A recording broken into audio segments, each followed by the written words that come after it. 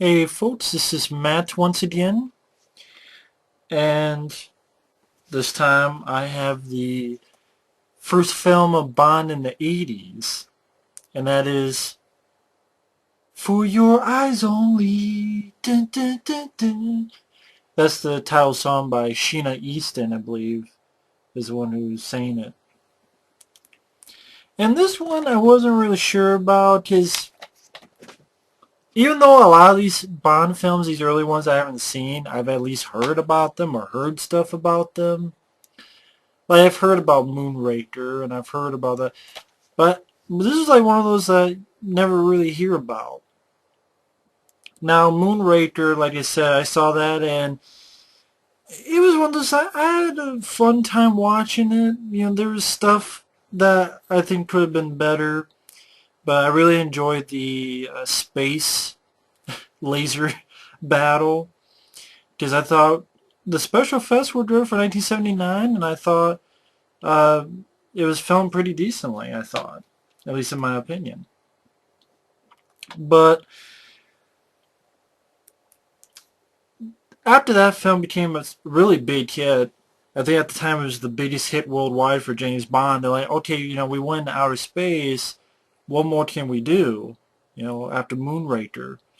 So it's like, okay, we gotta go back to Earth. We gotta less of the gadgets, less of the big spectacle. Let's go back to basics. And I'm like, I was kind of worried about that. I'm like, oh, okay, back to basics. Okay, what's this shit? And they did. And it's not much about gadgets. There's really not many gadgets in the film. At least not too much. He doesn't use too many gadgets. Is that as big a spectacle as The Spy Who Loved Me, which I would still say is my favorite Roger Moore film. Or definitely not as big as, say, Moonraker. But I was surprised by this one. I thoroughly enjoyed For Your Eyes Only. And this was the first one directed by, I believe, John Glen is his name. And this is a guy who would go on to do the next three films after this. He did this film, then the three films he did after was Octopussy. Uh, Actually, I'm trying to think. Or did he do the next four films? I think he might have actually done the next. I might be wrong. He actually might have done more than that. I think he might have gone from here to License to Kill. I did get better. Well, let me just look real quick because it's right here.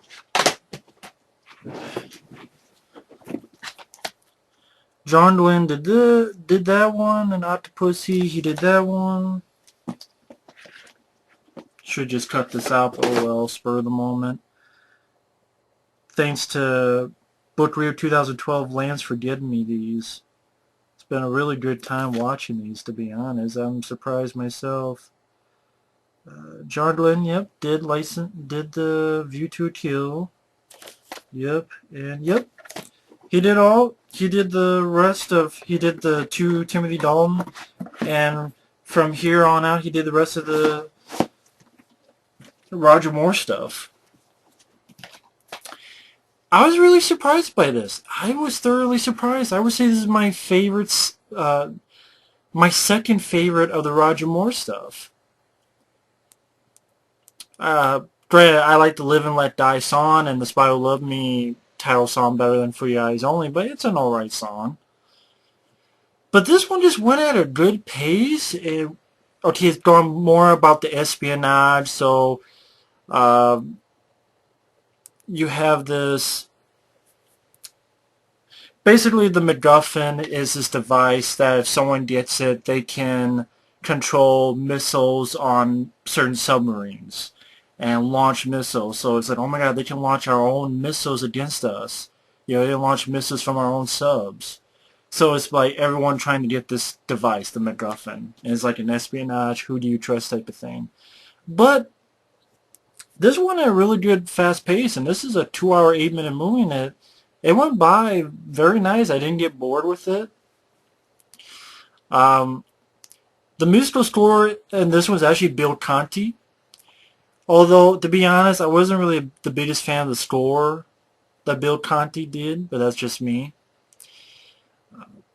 But I really like the opening. First off, I like this bit where they have Roger Moore at this cemetery, and it's actually have a grave of Teresa, aka Tracy, the wife and on Her Majesty's Secret Service. So I like the fact that I think the director said he did that on purpose to lay a certain type of continuity to show that yes, that movie did happen. I like that little attention to detail. I like that little bit. I thought that was nice. I thought, okay, they treat me well as an audience member. They're not treating me like a dude. I like that little bit of business. I like that. And then you actually have I think probably the last appearance of Blofeld, the villain, although it's not named Blofeld because of legal issues. Because there's this producer, Kevin McClory or something, dating back to Thunderball, and he owned some of the rights of Thunderball. That's how he remade it for... I'll get more to that in my Never Say Never Again review. But they couldn't call him Blofeld, but the guy's bald, and you know it's him. And you don't see his face, but you see his bald. He has a white cat, so you know it's him. Wants to kill Bond, and it's a really good sequence because Bond gets in his helicopter and Blofeld with his remote control kills the pilot, and he's controlling the helicopter with his own remote control. Like, he's controlling the helicopter, fucking with James Bond. James Bond has to get outside the helicopter as he's going through all this stuff. I thought it was really cool, and he gets in. And James Bond actually gets control of the helicopter, uses one of the landing things, picks up Blofeld, who's in a fucking picks up his wheelchair, flies it, and dumps his ass into a fucking chimney. I thought that was pretty damn cool. I'm like, that's how it opens. I'm in for a good time, and I did have a good time. And I said the plot is doing the thing called ATAC, or attack. I did like missile commands for subs. It's this device. They have to get to it. At the same time, the Bond girl, which I don't know. I was iffy on this Bond girl. The actress didn't really do much for me. Melina, I think that's her character's name. Carol Bouquet. The actress didn't really do much for me. It just didn't do anything for me, personality-wise or anything. Just didn't really catch me. But I like that her character, they do a little bit more with her character because her parents are hired to find this boat that was sunk that has that thing in it. And her parents get killed and she wants a vendetta. And that's why in certain posters, right here would be like a pair of legs. Like legs here, and there'd be like a crossbow. And the girl actually kills a couple bad guys with a crossbow. So I like that little aspect of her character. So I don't entirely hate her character because I like that she was a little bit of a tougher type of female character. But I don't know, just the actress wasn't the most personality type of girl, but oh well. And the places Bond goes to, he goes to Spain. And he's captured by a guy, but then the guy gets killed by an arrow. And James gets out and finds the girl who has a crossbow, and they get in a pretty decent car chase. It's a decent car chase. I like the fact that his car, there's a guy who, one of the baddies tries to break in, and he hits the windshield. Not the windshield, but the window. And boom, the car blows up and blows the guy out. Boom! I like that bit. So he's like, oh, shit, I can't, he didn't say shit, but I can't use my car, let's use your car. And she has kind of like a yellow, shitty car. And during the chase, the guy gets flipped over, like, so many times. So, like, its headlights are busted in. And, like, they're driving across, kind of like that scene in Commando, like, you see the truck, like, it's a curving road at the beginning of Commando, that curving road, and the truck drives downward. That's what James Bond does, before Commando, drives downward. Um, uh, I like the little bits that you had in that car scene. And he saw the person who was one of the people, the hitman, and goes to Q. And this is where you get one of the gadgets cool one. It's called an identigraph, where it's pretty much like today. It's like, okay, what kind of eyes does he have? What kind of hair does he have?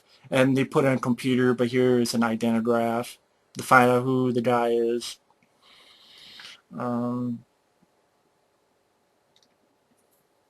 and he meets a couple people. He goes to Italy and meets a couple people. Like you meet a guy who you think is the good guy. This character called Christados.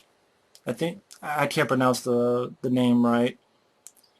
You think he's the good guy, and actually the actor is Julian Glover. I'm like, this looks familiar. I'm like, oh shit, now I know who it is. And then he's the guy who you think is a good guy, but is really the bad guy. He's the guy in not Temple of Last Crusade, Indiana Jones and Last Crusade. Remember the asshole who was helping the Nazis and took the cup and drank it and he turned into a skeleton? He chose poorly. That's the guy who's really the bad guy in this. And then he tells this bullshit story. You find out it's a bullshit story of, oh yeah, this guy did it, and this guy called Columbo, and he's known as the White Dove, and you find out that that guy is actually a good guy, and he's played by an actor named Topol. And I'm like, this guy seems familiar. I'm like, oh shit, I know who that is. It's Dr. Zarkov from fucking Flash Gordon, the movie. I'm like, I know this, Dr. Zarkov. I'm like, I guess he was a Fiddler on the Roof. I don't watch Fiddler on the Roof. But I'm like, I don't see many movies with this guy. And I'm like, who is that guy? I'm like, oh shit, he's Dr. Zarkov. And, he's not really the bad guy. He's the good guy. And he has some good moments. All right, cool. And he's helping James Bond. I like that. So I like that actor, Topo. I like this that he's in another film other than Flash Gordon. I like Flash Gordon. I say, oh, cool. It's nice to see him in there. But yeah, during it, it's like there's a good sequence with dealing with skiing once again. But I like the fact that skiing, it's a good ski sequence, and then James Bond's trying to hide from these guys, and he goes down this hill, and him and this guy chase him, jumps over. Really good stunt work in this film. Really excellent stunt work. To a point where James Bond actually skis into a bobsled lane, and a guy in a motorcycle is chasing after him. I thought that was pretty cool.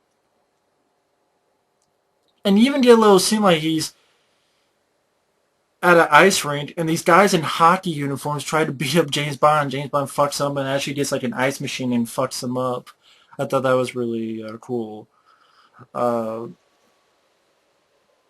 One thing leads to another. He realizes who the good guy actually is, and there's a raid on the guy from Last Crusade, Christatos, that character, on his opium deals. And this is a pretty decent action sequence. Bond has a badass moment.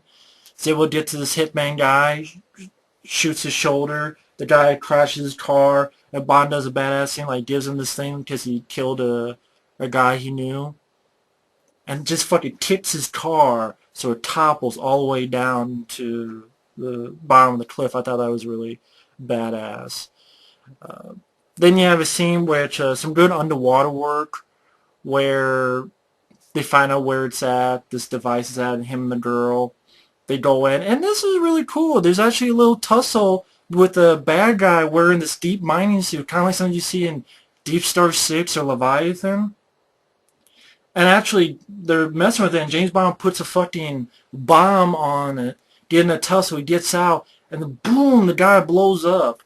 Not that gory, obviously, it's PG, but you see the start of him blowing up, like his suit blowing up. I thought that was really cool. And then, like, him and his girl are in this two-man sub. And you get in, like, a little fight with someone underground in these machines. I swear James Cameron saw this for The Abyss. Granted, it's done more extravagant in The Abyss with, technology and stuff, but there's, like, a little fight. I'm like, did James Cameron see this for The Abyss? I mean, the way the machines look, it reminds me a little bit of The Abyss. It's not extravagant, but it's like, oh, that's cool. And then there's like an action scene where Bond and the girl get caught, and this is really interesting. They drag them across these really sharp coral reefs, so it fucks up their back and stuff. I thought that was interesting, and the way they get out of it, that was also interesting.